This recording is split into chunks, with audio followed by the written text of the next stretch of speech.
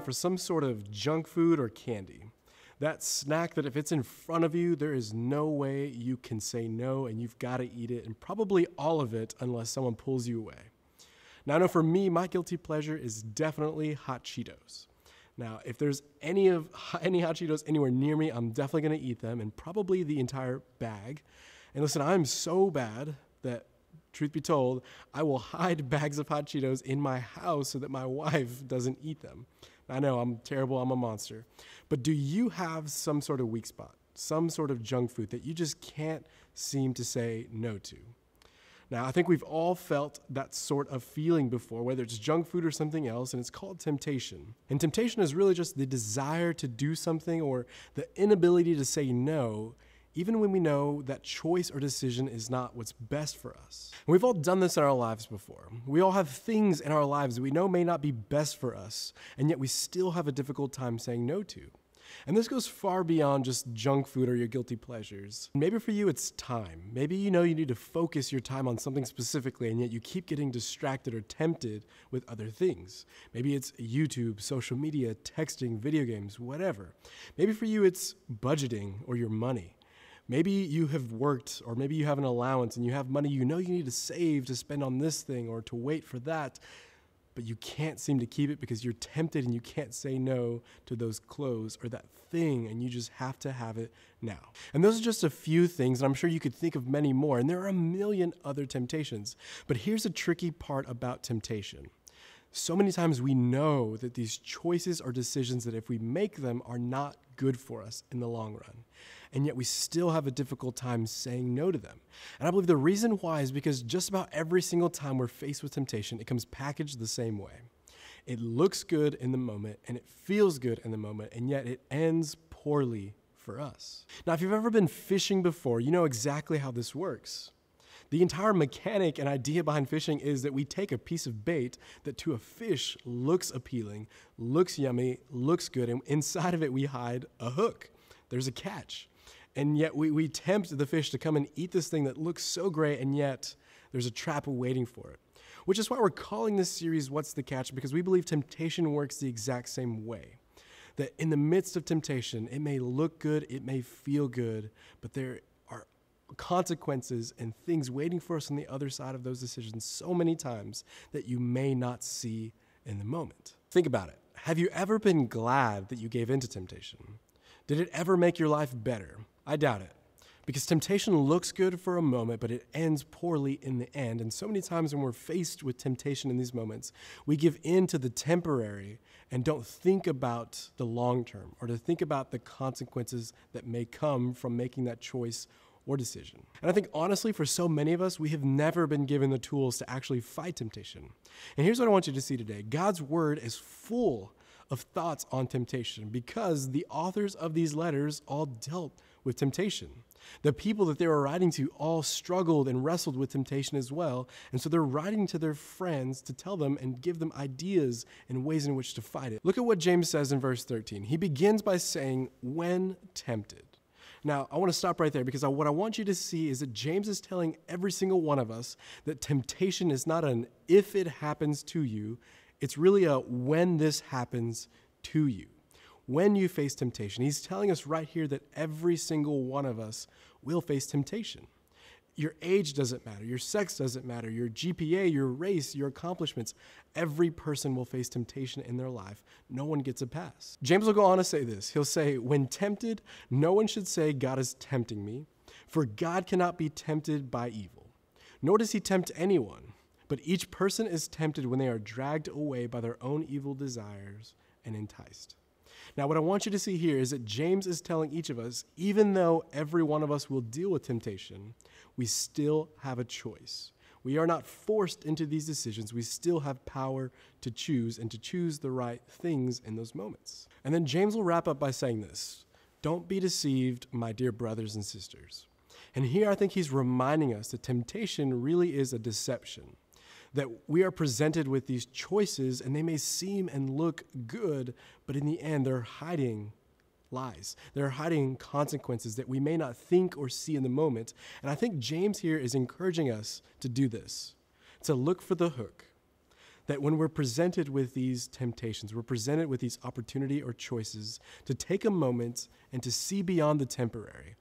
What does this choice or decision mean for me tomorrow, or in a week, or even a year?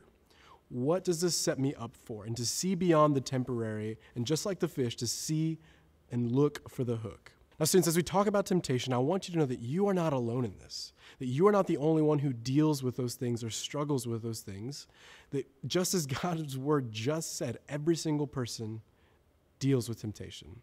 And so today I want you to hear from one of your leaders, and I want you to hear their own story about dealing with temptation and how God told their story through and in the midst of all of those things. My name is LT Enriquez, and I am a small group leader for 10th grade boys. Growing up, I grew up in a big town, and while I was in school, I was hanging out with a group of guys who were kind of into things that were different than I was. So I was in high school, and my group of friends, I'm gonna use air quotes, my group of friends, they convinced me to skip school.